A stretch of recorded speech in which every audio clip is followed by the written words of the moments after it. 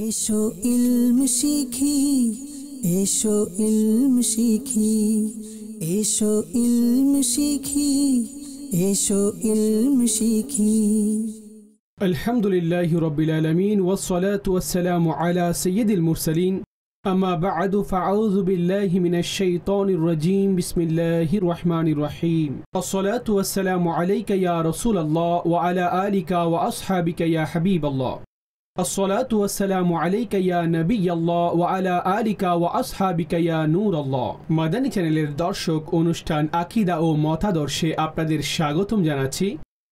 শুরুতে দরুদে পাকের ফজিলত আমাদের প্রিয় নবী সাল্লাল্লাহু আলাইহি ওয়া আলিহি ওয়াসাল্লামের ফরমানে মুআজ্জম আলিশান হলো, যায়্যিনু মাজালিসাকুম বিসসালাতি আলাইয়া ফাইন্না সালাতাকুম আলাইয়া নূরুল লাকুম ইয়াউমাল কিয়ামা। তোমাদের মজলিসকে আমার উপর দরুদের মাধ্যমে সজ্জিত করো, যে তোমাদের আমার উপর দরুদ পাঠ করা কিয়ামতের দিন তোমাদের জন্য নূর হবে। সাল্লু আলাল হাবিব সাল্লাল্লাহু তাআলা আলা মুহাম্মদ সাল্লাল্লাহু আলাইহি ওয়া আলিহি ওয়াসাল্লাম। দর্শকবৃন্দ, এই প্রোগ্রামে বিশেষ করে আমরা কোনো একটি আকীদা নিয়ে আলোচনা করি। আল্লাহ রাব্বুল আলামিনের জাত এবং সিফাত এর ব্যাপারে একজন মুসলমানের কি আকীদা হওয়া উচিত, এই বিষয়গুলো যেগুলো বিশেষভাবে আকীদার সাথে সম্পৃক্ত, আমাদের আহলে সুন্নাতের আকীদার কিতাবসমূহের মধ্যে অনেক স্পষ্টতার সাথে এগুলো বর্ণনা করেছেন। আল্লাহ রাব্বুল আলামিন তিনি সমস্ত শ্রেষ্ঠত্ব এবং সৌন্দর্যের আধার। রব তাআলা প্রত্যেক সেই জিনিস থেকে পাক যার মধ্যে ত্রুটি এবং ক্ষতি এর নিসবত আল্লাহ তাআলার দিকে করা হয়। প্রত্যেক সেই বস্তু থেকে আল্লাহ তাআলার জাত পাক, সমস্ত শান, সমস্ত সৌন্দর্য, সমস্ত কামালিয়তের তিনি মালিক এবং মুখতার। দুনিয়ার মধ্যে যদি কেউ শ্রেষ্ঠত্ব অর্জন করতে পারেন তাহলে সেটা আল্লাহর অনুগ্রহের কারণে। প্রকৃত সৌন্দর্যের আধার আল্লাহ রাব্বুল আলামিনের জাত। আল্লাহ রাব্বুল আলামিন এর ইলম সমস্ত বিষয়কে ঘিরে রেখেছে, অর্থাৎ সব রকমের জিনিসের একতাবদ্ধতা। সমস্ত বস্তুর মধ্যে যে অংশ রয়েছে, ব্যাপকতা, দৃশ্যমান এবং অদৃশ্য বস্তু, সম্ভব অসম্ভব বিষয়, সবকিছু শুরু থেকে জানতেন, সবকিছু শুরু থেকে জানতেন। আর এখন জানেন এবং শেষ পর্যন্ত জানবেন। অর্থাৎ প্রত্যেক বস্তুসমূহের ব্যাপকতা থেকে ক্ষুদ্র অংশ তিনি জানেন। যেই বিষয়গুলো মাদুম অর্থাৎ নেই এমন, কিংবা যেই বস্তুসমূহ যেগুলোর সম্ভাবনা যা মজুদ হওয়া সম্ভব, কিংবা যে বিষয়সমূহ অসম্ভব যেগুলো সম্ভব নয়, আল্লাহ সেই সমস্ত বস্তুর অংশসমূহের সাথে, প্রত্যেক অংশের সাথে জানেন। আর কখন থেকে জানেন? সব সময় শুরু থেকে জানেন, এখন জানেন, আর ভবিষ্যতেও জানবেন। বস্তু পরিবর্তন হয় কিন্তু তার জ্ঞান পরিবর্তন হয় না। এমনকি অন্তরের মধ্যেও যেই ভয়ভীতির সৃষ্টি হয়, অন্তরের মধ্যে যে ওয়াসওয়াসা সৃষ্টি হয়, আল্লাহ সেগুলো জানেন। ইন্নাহু আলিমুম বিযাতিস সুদূর। অন্তরের রাজসমূহ আল্লাহ পাক জানেন। আর ওনার ইলমের কোনো পরিসমাপ্তি নেই, ওনার ইলমের কোনো পরিসীমা এখানে নির্ধারণ করা যায় না। ওনার ইলম মুতানাহি নয়, অর্থাৎ গায়ের মুতানাহি, অর্থাৎ যার কোনো শেষ নেই। কুরআনে পাকে আল্লাহ ইরশাদ করেন, ইয়ালামু মা ফিস সামাওয়াতি ওয়াল আরদ ওয়া ইয়ালামু মা তুসিররুনা ওয়া মা তু'লিনুন ওয়াল্লাহু আলিমুম বিযাতিস সুদূর। জানেন যা কিছু আসমানের মধ্যে আর জমিনে রয়েছে, আর জানেন যা তোমরা গোপন করো আর প্রকাশ করো। আর আল্লাহ অন্তরের কথা জানেন। ওয়া ইনদাহু মাফাতিহুল গায়ব লা ইয়ালামুহা ইল্লা হু ওয়া ইয়ালামু মা ফিল বাররি ওয়াল বাহরি ওয়া মা তাসকুতু মিন ওয়ারাকাতিন ইল্লা ইয়ালামুহা ওয়া লা হাববাতিন ফি যুলুমাতিল আরদ ওয়ালা রতবিন ওয়ালা ইয়াবিসিন ইল্লা ফি কিতাবিম মুবিন। আর ওনার কাছে গায়েবের চাবি রয়েছে, তিনি সেগুলোও জানেন। আর জানেন যা কিছু স্থলে আর জলে রয়েছে, আর যে পাতাগুলো ঝরে যায় তিনি সেগুলোর ব্যাপারেও জানেন। আর কোনো দানা জমিনের অন্ধকারের মধ্যে, না জল কিংবা স্থল কোনো একটি আলোতে যা লিখা হয়নি। অর্থাৎ কোনো এমন বস্তু জমিনের অন্ধকারে যে দানা রয়েছে তাও আল্লাহ পাক জানেন। আর জলে এবং স্থলে এমন কোনো জিনিস নেই কিন্তু কোনো আলোর সাথে তার নাম লেখা নেই, এমনটি নেই। অর্থাৎ রোদের আলোতে সবকিছু মজুদ রয়েছে, আর আল্লাহ পাক যা কিছু প্রকাশ্য উপস্থিত সবকিছুই জানেন, আর যা অদৃশ্য সেগুলো আল্লাহ জানেন। আল্লাহর জন্য তো কোনো বস্তুই গায়েব নয়। রব তাবারক ওয়া তাআলা সবকিছুই জানেন, কিন্তু এখানে গায়েবের নিসবত, অর্থাৎ মানুষের বিবেচনায় যা কিছু মানুষ অবলোকন করতে পারেন, যা লোকেরা দেখেন না, তাও আল্লাহ রাব্বুল আলামিন জানেন। আর রব তাবারক ওয়া তাআলার ইলম, এটা ইলমে যাতি, তার বিশেষ অংশ। আর জাতিগত দিক থেকে, আর জাতি দ্বারা উদ্দেশ্য এখানে নিজে নিজে অন্য কারো মাধ্যমে নয়, অন্য কারো অনুগ্রহে নয়। তো আল্লাহর ইলম, ইলমে যাতি, তিনি দৃশ্য অদৃশ্য সবকিছুই জানেন। যেই ব্যক্তি ইলমে যাতি অন্য কারো জন্য, আল্লাহ ছাড়া অন্য কারো জন্য ইলমে যাতিকে মেনে নেয়, চাই দৃশ্য হোক কিংবা অদৃশ্য, দৃশ্যমান জ্ঞান হোক কিংবা অদৃশ্য জ্ঞান, আল্লাহ ছাড়া অন্য কারো জন্য জাতি ইলমের দাবি করে, তাহলে এই ব্যক্তি কুফরি করেছে, ইসলাম থেকে বের হয়ে গেছে। আমরা যে আম্বিয়ায়ে কেরাম আলাইহিমুস সালামের জন্য ইলমে গায়ব সম্পর্কে বলি, যে সেই ইলমে গায়ব, বিশেষ করে প্রিয় নবী সাল্লাল্লাহু আলাইহি ওয়াসাল্লামের ব্যাপারে আমাদের আকীদা, যে হুজুর আকরাম সাল্লাল্লাহু আলাইহি ওয়া আলিহি ওয়াসাল্লামকে আল্লাহ পাক গায়বের ইলম দান করেছেন। তো এই ব্যাপারে আকীদা কি? আল্লাহর অনুগ্রহে ওনাকে গায়বের ইলম দেওয়া হয়েছে, জাতি দিক থেকে নয়। জাতিগতভাবে সমস্ত ইলম আল্লাহর জাতের জন্য, ইলমে জাতি আল্লাহর জন্যই। আর এটা রবের বিশেষত্ব, যে রব ছাড়া কারো কোনো কিছুই নেই, যে যা পেয়েছেন সব আল্লাহর অনুগ্রহ। কিন্তু আমাদের আকীদা হচ্ছে, অনেক মানুষ এখানে ভুল ধারণার শিকার হয়ে যান। আয়াত সেটা পড়বেন যেখানে গায়েবের উল্লেখ রয়েছে, আর আল্লাহ ছাড়া কেউ জানেন না, এটা পড়বেন আর অতঃপর সবকিছু। এখন আপনি যার ব্যাপারে ইলমে গায়েব প্রমাণ করুন না কেন, সেটা শিরিক হয়ে যাবে, সেটা কুফরি হয়ে যাবে, এমনটা একেবারে নয়। পার্থক্য একেবারে স্পষ্ট। আল্লাহর ইলম সত্তাগত দিক থেকে, আর যদি মাহবুব সাল্লাল্লাহু আলাইহি ওয়াসাল্লামের জন্য প্রমাণিত হয়, সেটা আল্লাহর পক্ষ থেকে। আর সেটা কিভাবে প্রমাণিত হলো, সেটাও তো কোরআনের আয়াত দ্বারা। ওয়ামা হুয়া আলাল গায়বি বিদানিন, আর তিনি গায়ব বলার ক্ষেত্রে কৃপণ নন। কৃপণ কে হয়ে থাকে? যে যার কাছে অনেক কিছুই রয়েছে আর তিনি কাউকে দেন না, কাউকে না দিলে সে কৃপণ হবে। জানা গেছে ওনার কাছে আছে আর গায়বের ইলম রয়েছে, আর তিনি সেটা ধরে রাখেন না, সবার মাঝে সেটা ছড়িয়ে দেন। ওয়া আল্লামাকা মা লাম তাকুন তা'লাম, আর আল্লাহ শিখিয়ে দিয়েছেন আপনাকে যা আপনি জানতেন না। আলিমুল গায়বি ফালা ইউযহিরু আলা গায়বিহি আহাদান ইল্লা মান ইরতাদা, তিনি আলিমুল গায়ব, তিনি আপন গায়বের ব্যাপারে কাউকে জানিয়ে দেন না, কিন্তু যাকে বাছাই করে নেন উনি ব্যতীত, যাকে বাছাই করেছেন। ওয়া মা কানা আল্লাহু লিয়ুতলিআকুম আলাল গায়বি ওয়ালাকিন্নাল্লাহা ইয়াজতাবি মির রাসূলিহি ইল্লা মান ইয়াশা, আর এটা আল্লাহর শান নয় যে গায়বের ব্যাপারে সাধারণ মানুষকে জানিয়ে দিবেন, কিন্তু আপন রাসূলদের মধ্যে যাকে ইচ্ছা। তো এই আয়াত আমাদেরকে বলে দিচ্ছে গায়বের ইলম শুধুমাত্র আল্লাহর জাতের জন্য, আর আল্লাহ অন্য কাউকেও দান করেছেন। মুজতাবা হুজুরের জাত, হুজুরের একটি মুবারক নাম। মুর্তজা ও হুজুরের মুবারক নাম, উভয় আয়াতে যেখানে গায়ব এর ব্যাপারে বর্ণনা হয়েছে ইল্লা মান ইরতাদা, আর তার মধ্যে ওয়ালাকিন্নাল্লাহা ইয়াজতাবি, এই উভয়ের মফউলের সিগা বের করুন যে কাকে নির্বাচন করেছেন। তো মুজতাবা ও হুজুর সাল্লাল্লাহু আলাইহি ওয়াসাল্লাম, মুর্তাদা ও হুজুর সাল্লাল্লাহু আলাইহি ওয়াসাল্লাম। তো এটা জানা গেল যে আল্লাহ গায়ব এর ব্যাপারে সাধারণ মানুষকে বলেন না, কিন্তু বলেন রাসূলদের মধ্যে যাকে চান, যার জন্য ইচ্ছা করেন। সুবহানাল্লাহ। নবী পাক সাল্লাল্লাহু আলাইহি ওয়াসাল্লামের জন্য যে ইলমে গায়ব, এতে এতটা স্পষ্ট পার্থক্য যে হুজুরের গায়ব জাতি নয়, বরং আল্লাহর অনুগ্রহে তিনি পেয়েছেন। আল্লাহ তাআলার ইলম সীমানাবিহীন।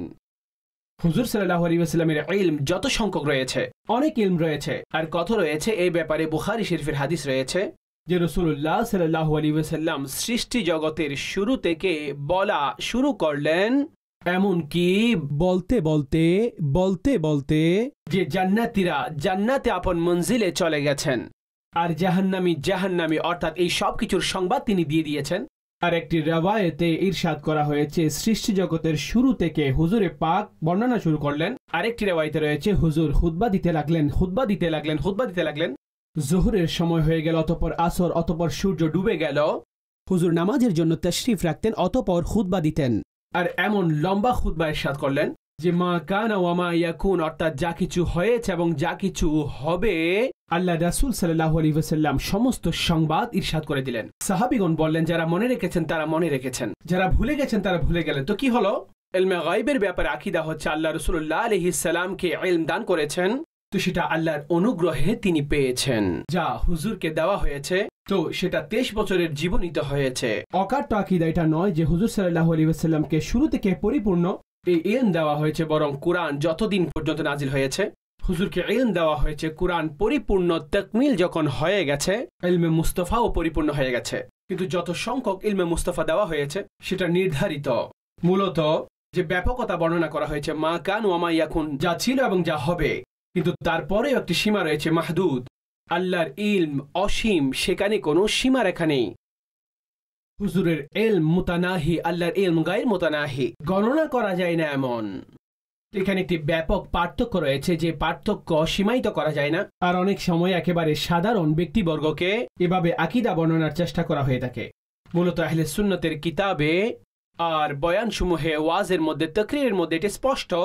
যখন পার্থক্য এতটা স্পষ্ট, যিনি দিয়েছেন তিনি আল্লাহর জাত, উনাকে অনুগ্রহ করেছেন, তো এতটা স্পষ্ট পার্থক্য হওয়ার পরেও কেউ মাযাল্লা এটাকে শিরক হিসেবে ব্যাখ্যা করলে তো সেটা একেবারে ভুল, সেটা একেবারে ভুল।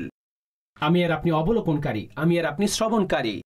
আল্লাহ পাকও দেখেন, আল্লাহ পাকও শোনেন, কিন্তু আমাদের দেখার এবং শোনার যে গুণাবলী আল্লাহ দান করেছেন, চোখ দিয়েছেন এটা আল্লাহর অনুগ্রহ, কান দিয়েছেন এটা আল্লাহর অনুগ্রহ, শোনার শক্তি দিয়েছেন, দেখার শক্তি দিয়েছেন, আমরা আল্লাহর অনুগ্রহে দেখি এবং শুনি।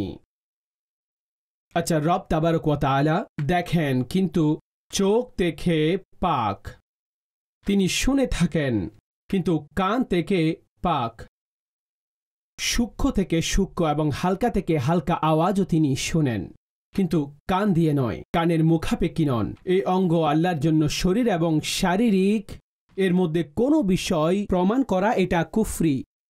রবের সমস্ত বিষয় থেকে পাক। আমি আর আপনি পাকড়াও করার ক্ষেত্রে হাতের মুখাপেক্ষী, রব তাআলা পরিবর্তন করার ক্ষেত্রে এগুলোর মুখাপেক্ষী নন, এগুলো থেকে পাক। আল্লাহ রাব্বুল আলামিন দেখেন, সূক্ষ্ম থেকে সূক্ষ্ম বিষয়গুলো আল্লাহ দেখেন, যেটা দূরবীনের মাধ্যমেও দেখা যায় না। বোঝানোর জন্য উদাহরণস্বরূপ রব তাআলা সে বিষয়গুলো দেখেন, কিন্তু চোখের মুখাপেক্ষী নয়, চোখ থেকে পাক। কান, শোনার জন্য মানুষের কানের প্রয়োজন, কান থেকেও তিনি পাক। অঙ্গ, অনুধাবন, এই সমস্ত বিষয় থেকে আল্লাহ পাক। উপর, নিচে, ডানে, বামে, আগে, পিছে, এই 6 দিক, 6 দিক যাকে বলা হয়, উপরের দিক, নিচের দিক, ডান দিক, বাম দিক, সামনের দিক, পেছনের দিক, এই সমস্ত দিক থেকে, কারণ এগুলো এক ধরনের অবস্থান, আল্লাহ অবস্থান থেকে পাক। তো রব তাবারক ওয়া তাআলা যেই শারীরিক অবস্থান জায়গা থেকে, এই সব কিছু থেকে আল্লাহ রাব্বুল আলামিন তিনি পাক। এই সব কিছুর সৃষ্টিকারী তো আল্লাহর জাত। আসমান বানিয়েছেন, জমিন বানিয়েছেন, এই সব কিছু আল্লাহ রাব্বুল আলামিন, যিনি কাদের মুতলাক, সৃষ্টিকর্তা, তিনি তো বানিয়েছেন। যখন এই আসমান জমিন কিছু ছিল না, তখনও রব তাআলা ছিলেন, আর এখনও আছেন, সব সময় থাকবেন।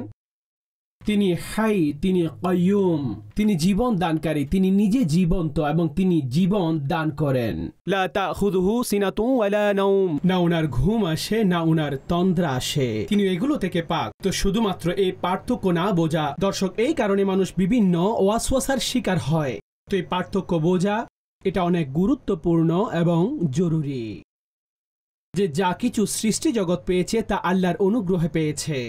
আমি আর আপনি দেখার সুযোগ পেয়েছি তো আল্লাহর অনুগ্রহে পেয়েছি।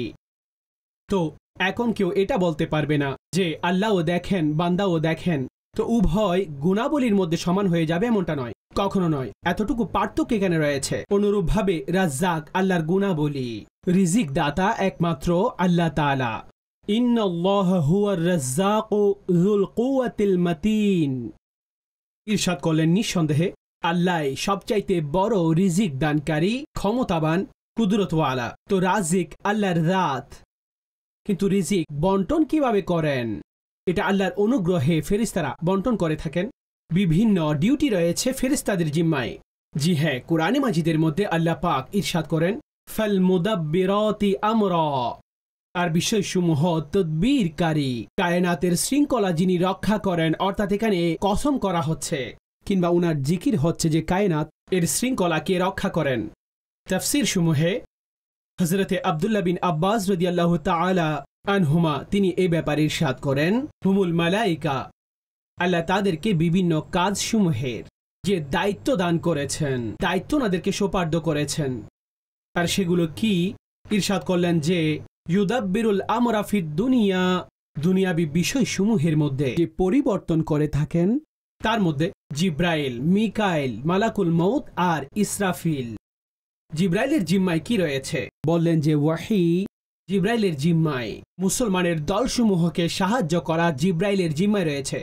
আর মিকাইল হচ্ছেন তিনি যার জিম্মায় বৃষ্টি নাজিল করা, এটা উনার কাজ। গাছ উত্তোলন এটাও উনার জিম্মায় রয়েছে। রিজিক বন্টন করা এটাও উনার দায়িত্বের মধ্যে। মালাকুল মউত যার জিম্মায় রূহসমূহ কবজ করা, মালাকুল মউতের জিম্মায় এই কাজ সোপার্দ করা হয়েছে।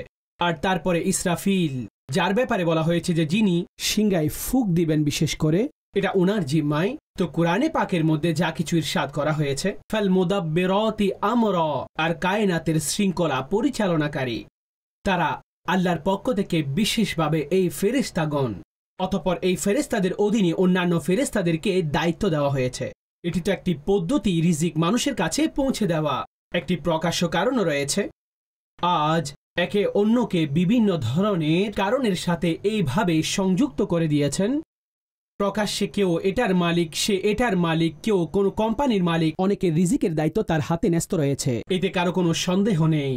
কিন্তু সে কিভাবে রিজিক দান করতে পারে, সেটার মালিক কিভাবে হতে পারে?